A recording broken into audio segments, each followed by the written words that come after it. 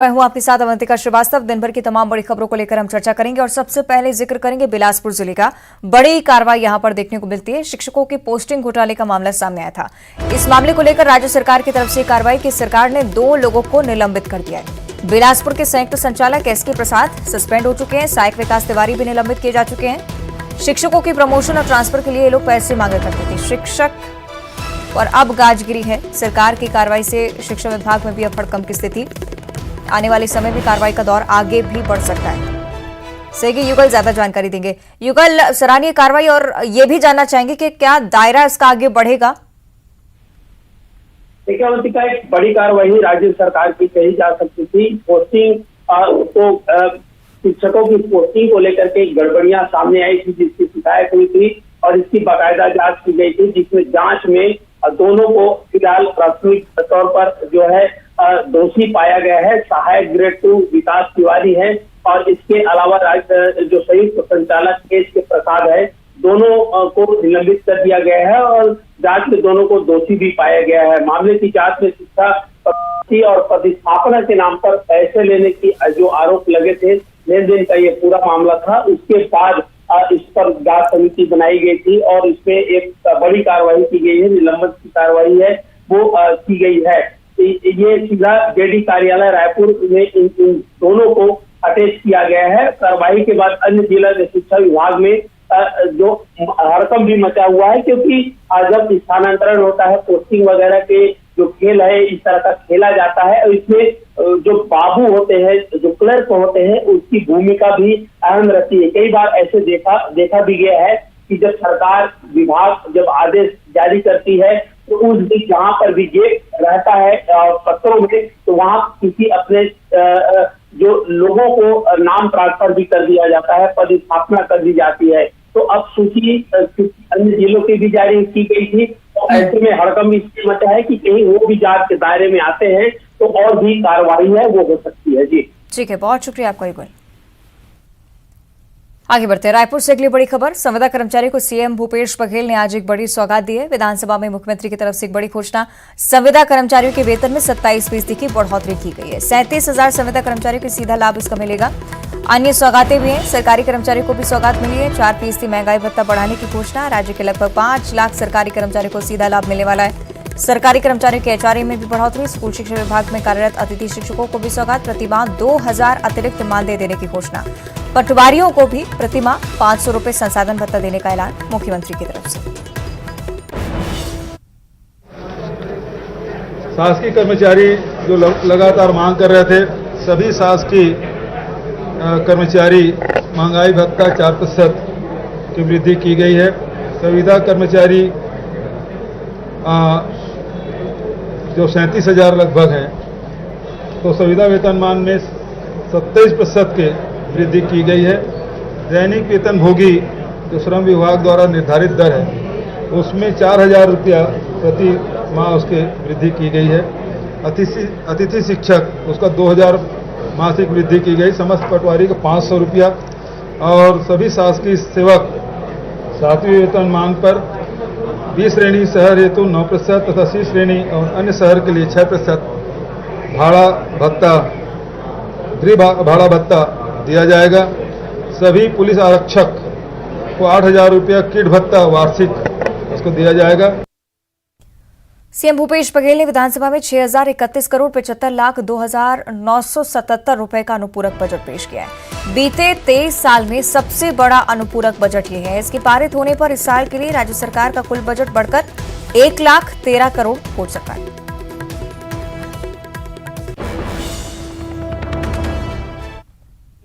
अब जो बजट है, मुख्य बजट 1,21,500 करोड़ का था। अब 6,032 करोड़ मिला के अब 1,27,532 करोड़ का आकार हो चुका है। तो ये राजकोषीय जो घाटा है वो 15,199 करोड़ का है और वर्ष 23-24 के लिए जो जीएसडीपी है वो 5,09,043 करोड़ का है। अनुपूरक सहित राजकोषीय घाटा 20,040 करोड़ का है। अन्य राज्य जो हैं, चाहे गुजरात हो, चाहे वो महाराष्ट्र हो, चाहे वो उत्तर प्रदेश हो, तमिलनाडु हो, आंध्र प्रदेश हो, ये इनके तुलना में हमारी स्थिति क्या है, और प्रथम तिमाही में भी जो ऋण लिया गया उसके भी चार्ट मैंने उपलब्ध कराए, सदन में मैंने रखा है। तो इस हिसाब से देखें तो छत्तीसगढ़ की आर्थिक स्थिति बहुत सुदृढ़ है, मजबूत है। जो बजट है, ये बजट में छत्तीसगढ़ के विकास को पीछे ले जाने वाला बजट है। ऐसी कोई भी सप्लीमेंट्री बजट में योजना नहीं है जितनी इन्होंने घोषणाएं की हैं। लगभग 2 लाख करोड़ रुपए की घोषणाएं माननीय मुख्यमंत्री जी की हैं। जो पिछले 3 साल में भी घोषणाएं की वो भी बजट में नहीं है।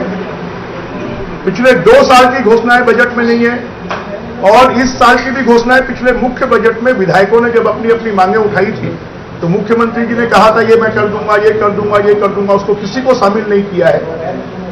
अनुपूरक से निराशा हाथ लगी है जो उम्मीद बंधाए बैठे थे। अब इसके बाद में कोई ऐसा अवसर नहीं है कि आपने उनको जो आश्वस्त किए थे और आश्वस्त करने के बाद में जो उनको एक भरोसा, जो कहते हैं ना भूपेश है तो भरोसा है, लेकिन आपने सिद्ध कर दिया 5वें साल में भूपेश है तो धोखा है, और इस बात को साबित करके आपने अनुपूरक में दिखा दिया है। रायपुर से अगली बड़ी खबर। विधानसभा में सीएम भूपेश बघेल की तरफ से एक और बड़ी घोषणा। ग्रामीण आवास योजना का सीएम ने ऐलान कर दिया है। इधर ग्रामीण आवास योजना के तहत मकान दिए जाना तय किया गया है। पीएम आवास योजना से वंचित लोग जिन्हें अब मकान छत्तीसगढ़ सरकार की तरफ से इस योजना के तहत दिए जाने हैं। राज्य सरकार के सर्वे के आधार पर मकान दिए जाने हैं।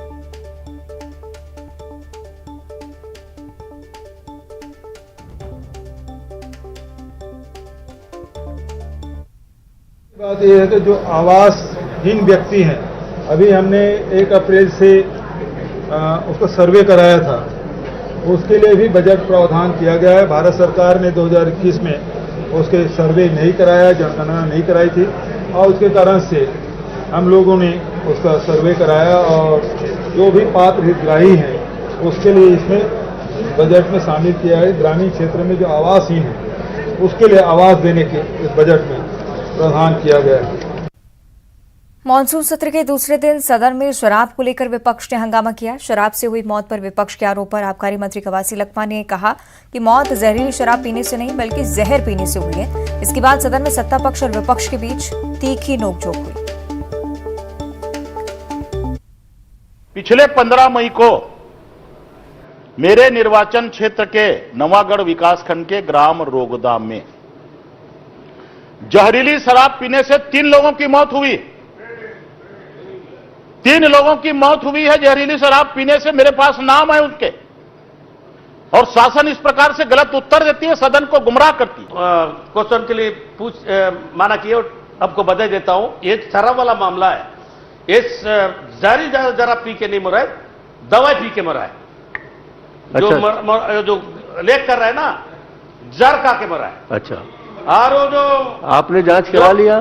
वो डॉक्टर पोस्टमार्टम हो गया अध्यक्ष जी, डॉक्टर की रिपोर्ट आ गई। वो जहर खा के मरा है, दवा का पी के नहीं मरा है जी। जो किराना दुकान जो चला रहा था, थोड़ा वो बिक रहा था, वो उसके ऊपर कार्रवाई हो गया। ये क्या हो रहा है? ये तो मजाक हो रहा है। ये दवा पीने से वो तो मर जाएगा। ये बताने को तैयार नहीं, मैं डॉक्टर नहीं हूं, ये बताने को तैयार नहीं है। ये छत्तीसगढ़ को शर्मसार करने वाली घटना है। जब शराब की दुकानें सरकार चलाती है तो पूरी सरकार के ऊपर में अपराध दर्ज होना चाहिए। मैं ये पूछना चाहता हूं मंत्री जी से, जब इन्होंने घोषणा पत्र जारी किया तो ये भाजपा वाले से पूछ लिए थे कि शराबबंदी हम करना चाहते हैं, तो इसके लिए आप लोग उसमें नामांकन करेंगे? माननीय अध्यक्ष महोदय, मैं पूछना चाहता हूं। तो चुनावी साल में छत्तीसगढ़ में सियासी माहौल गरमाया हुआ है, और इसी बीच पूर्व सीएम रमन सिंह और सीएम भूपेश बघेल के बीच वार पलटवार का सिलसिला जारी है। पूर्व सीएम रमन सिंह ने सोशल मीडिया पर एक वीडियो शेयर किया है। इसमें गेड़ी दौड़ को दिखाया गया है, जिसमें बीजेपी की जीत को दिखाया जाता है। इस पर सीएम भूपेश बघेल ने पलटवार किया। छत्तीसगढ़ ओलंपिक का जिक्र करते हुए रमन सिंह को गेड़ी दौड़ का चैलेंज दे दिया है। यदि उनका प्रेम होता तो 15 साल में दिखाई देता। यदि उनका प्रेम होता तो हमको छत्तीसगढ़ियावाद का आरोप नहीं लगाते। हम तो अपनी संस्कृति को जी रहे हैं जी। हम गेड़ी खेल रहे हैं, भौरा खेल रहे हैं, है ना, फुगड़ी खेल रहे हैं, कबड्डी खेल रहे हैं। उसके साथ साथ यहाँ जो हरेली है, तीजा है, वो त्योहार मना रहे हैं। ये तो हमारी छत्तीसगढ़ की संस्कृति है।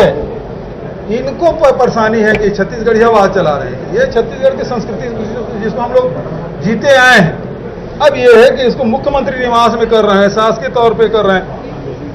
इनको बड़ी पीड़ा हो रही है, इनको तो बहुत तकलीफ है क्योंकि उनको दबा कर रखे थे। तो चुनावी साल और सड़क पर बवाल, आजकल कुछ ऐसा ही नजारा तकरीबन पूरे छत्तीसगढ़ में देखने को मिल रहा है। क्या सरकारी कर्मचारी, क्या नियमित कर्मचारी, क्या राजनीतिक पार्टियां सभी सड़कों पर उतर चुके हैं, अपनी अपनी मांग को लेकर आवाज बुलंद कर रहे हैं। बीजेपी पूरे प्रदेश में स्थानीय मुद्दों और विकास कार्यों को लेकर अलग अलग नाम से अभियान चला रही है। इसी कड़ी में पार्टी कार्यकर्ताओं और पदाधिकारियों ने रायपुर उत्तर विधानसभा क्षेत्र में प्रदर्शन किया है, कलेक्ट्रेट का घेराव किया। तस्वीरें आप देखिए। बीजेपी का आरोप है कि यहाँ के विधायक कुलदीप जुनेजा क्षेत्र का दौरा नहीं करते हैं। बीजेपी की इस जोर आजमाइश के दौरान कार्यकर्ताओं और पुलिस के बीच झूमा झटकी। उत्तर विधानसभा के भाजपा कार्यकर्ता आप देख सकते हैं कलेक्ट्रेट घेराव करने पहुंचे हुए हैं। हमारे बीच जयंती पटेल जी भी, हम बात करेंगे किस तरह का ये प्रदर्शन है आप लोगों का। देखिए, उत्तर विधानसभा के विधायक कुलदीप जुनेजा पिछले 4.5 वर्षों से क्षेत्र में चौक में बैठकर नमस्ते नमस्ते कर रहे हैं। लोग अपने गलियों में उसको ढूंढ रहे हैं, वहां पर उसके दौरे नहीं है। गृह निर्माण मंडल में उनके द्वारा भ्रष्टाचार किया गया, जांच होने लगी।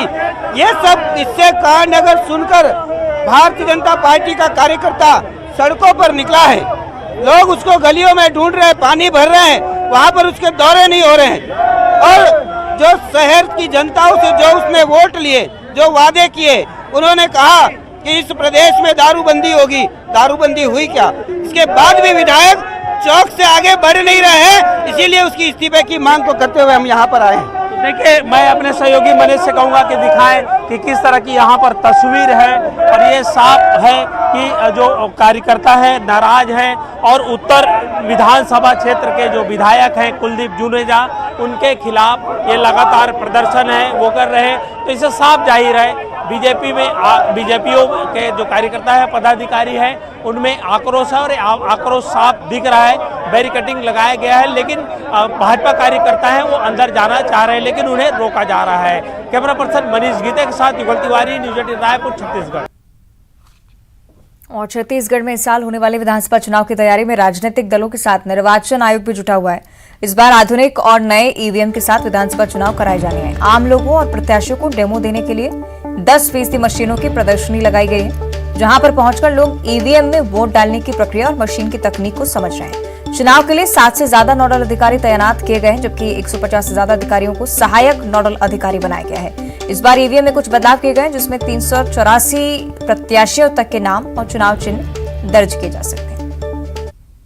हमारी ईवीएम मशीन है। ईवीएम मशीन का हमारे यहाँ सीओ कार्यालय से भी निर्देश प्राप्त हुए हैं, ईसीआई से भी निर्देश प्राप्त हुए हैं कि प्रदर्शनी करने के लिए लोगों को ईवीएम मशीन में जागरूकता फैलाने के लिए कुछ लगभग मैक्सिमम 10% मशीन निकालने के लिए निर्देश था। उसके परिप्रेक्ष्य में हम लोगों ने 45 मशीन अलग अलग विधानसभा के लिए निकाला हुआ है और लोगों को तहसील कार्यालय में, एसडीएम कार्यालय में, जिला कार्यालय में उसकी प्रदर्शनी के लिए रखे भी हैं और लोग आके बाकायदा उस मशीन का। छत्तीसगढ़ में विधानसभा चुनाव की तैयारी जोरों पर है। राजनीतिक दल तो तैयारी कर ही रहे हैं, साथ ही साथ इलेक्शन कमीशन भी इसकी तैयारी में पूरी तरह से जुटा हुआ है। और आप देखिए यहाँ पर ईवीएम की प्रदर्शनी लगाई गई है। नए ईवीएम हैं, कई तरह के इसमें टेक्निक का इजाफा हुआ है। और हमारे बीच जो पारसदीप जी हैं, हम उनसे बात करेंगे। ये किस तरह का प्रदर्शनी है पूरा? ये आम जनता के लिए ये प्रदर्शनी रखा गया है और जनता को ये पता चले कि हम जिस पे वोट डाल रहे हैं वो वोट सही जा रहा है, नहीं जा रहा है, और वो देख सकता है कि प्रॉपर जिसमें वो वोट किया है वो वहाँ पे वीवीपैट के माध्यम से वो देख सकता है। जैसे हमारा थोड़ा प्रदर्शनी बता दीजिए कि किस तरह का है। इसमें टेक्निक में इजाफा भी हुआ है, प्रत्याशी हैं वो ज़्यादा लड़ सकते हैं चुनाव। जी, पहले ये था कि अपन 16 कैंडिडेट, इसमें एक लिमिट था एक बीयू में, लेकिन अब 384 हो गया। एक एक बीयू अपन जोड़ते हुए जाएंगे, सिर्फ उसमें एक एक बीयू और एक बैटरी उस पर लगाते जाएंगे और उसको जोड़ने के बाद 384 प्रत्याशी भी रहे तो हम उनको जो है मतलब वो लड़ सकते हैं। ये बार बार ये कहा जाता है, कई राजनीतिक दलों द्वारा आरोप लगाया जाता है, इसको हैक कर दिया जाता है। तो ये आप लोग टेक्नीशियन हैं, जानकार हैं, ये कितना अफवाह है की बात? नहीं, यहाँ किसी प्रकार का हैक करने वाली कोई चीज़ ही नहीं है इसमें, क्योंकि ये बैटरी से चल रहा है और बैटरी निकाल दे तो मशीन बंद। जो भी चीज़ है, नेट अगर इसमें यूज होता तो उसमें शायद हैक करने की संभावना हो सके। जो निर्वाचन आयोग है, निर्वाचन पदाधिकारी हैं, सभी तरह से मुस्तैदी के साथ डटे हुए हैं ताकि 2023 विधानसभा की जो चुनाव है उसे संपन्न कराया जा सके। कैमरामैन मनीष गीते के साथ युगल तिवारी, न्यूज 18 रायपुर, छत्तीसगढ़। और इसी के साथ खबर दिन भर में इतना ही। नमस्कार। आरोप लगाए कांग्रेस ने प्रेस कॉन्फ्रेंस करके कि 52 जिलों का पैसा 3 जिलों में इस्तेमाल हो गया। जो कार्य हमने किया है पूरी तरह से वैधानिक है। दिग्गजों की बहुत बड़ी फौज है ग्वालियर चंबल में। ए ग्रेड के भी हैं, बी ग्रेड के भी हैं और सी ग्रेड के भी हैं। कैसे सामंजस्य बनेगा सबके बीच? कोई कुछ भी कह ले, रिजल्ट भारतीय जनता पार्टी के पक्ष में आएगा। महाराज भाजपा, शिवराज भाजपा, नाराज भाजपा। भारतीय जनता पार्टी में एक ही भाजपा है। सुन रहे हैं कि कांग्रेस प्रियंका गांधी को बड़े चेहरे के तौर पर प्रोजेक्ट करने जा रही है। राजीव गांधी जी के बाद में कांग्रेस पूरी तरह से पंगी हो चुकी है। ये आकाश है मोदी जी और राहुल जी और प्रियंका जी धरातल है। कुछ सिंधिया जी के कोटे के कुछ मंत्रियों के भी टिकट काटे जा सकते हैं या कुछ लोगों के टिकट काटे जा सकते हैं। ये भारतीय जनता पार्टी का बड़प्पन था कि उन्होंने हमको मंत्री बनाया। अब अगर उनको लगता है कि हम जीत नहीं सकते हैं, उनको पूर्ण अधिकार है हमारा टिकट काटने का।